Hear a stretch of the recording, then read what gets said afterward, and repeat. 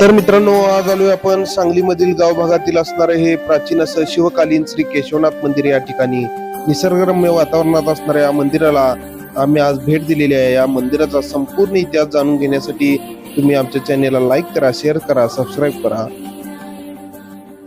तर नमस्कार मित्रांनो, आज आपण या सांगलीतील प्रसिद्ध अशा केशवनाथ मंदिरामध्ये आज आलोय।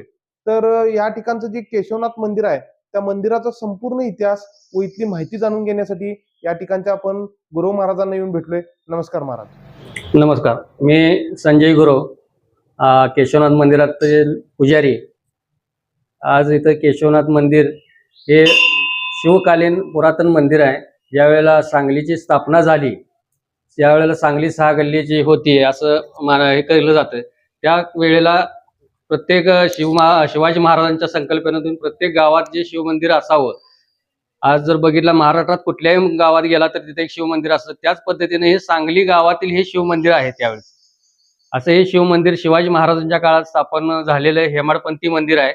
अगदी पुरातन, जागृत आणि स्वयंभू शिवलिंग आहे।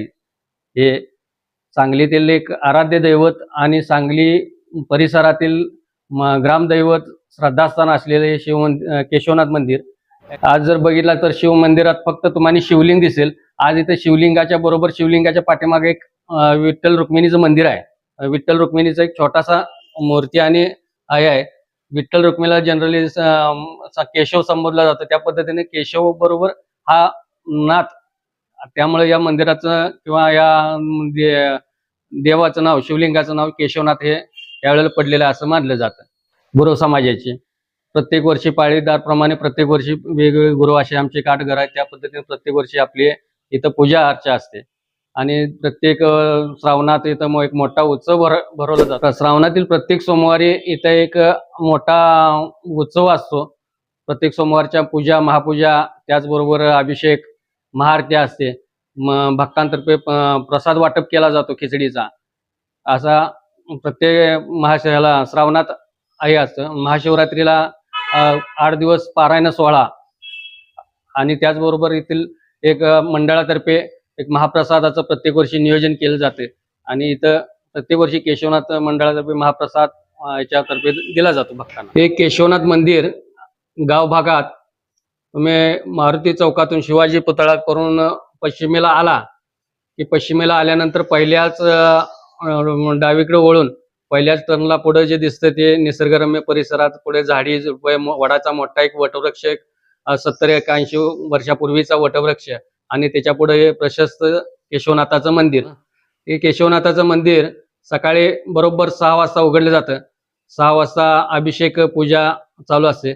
7:30ला आरती असते। दररोजची नित्य नियमाची आरती सकाळी 7:30 आणि संध्याकाळी 7:30 वाजता असते। दुपारची माध्यान्ह पूजा असते।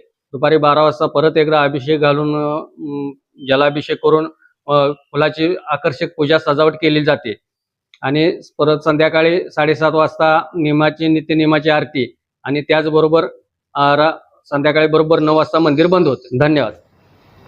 तर मित्रांनो, आपण या मंदिराची संपूर्ण माहिती या ठिकाणी जाणून घेतली। PM प्रोडक्शन प्रशांत मुळीके आपल्या चॅनेलच्या माध्यमातून या ठिकाणी गुरव महाराजांनी आपल्याला उत्कृष्ट अशी माहिती दिलेली आहे। त्याचबरोबर आमचे आगामी येणारे सर्व नवनवीन व्हिडिओ पाहण्यासाठी तुम्ही आमच्या चॅनेलला लाईक करा, शेअर करा, सबस्क्राईब करा। धन्यवाद।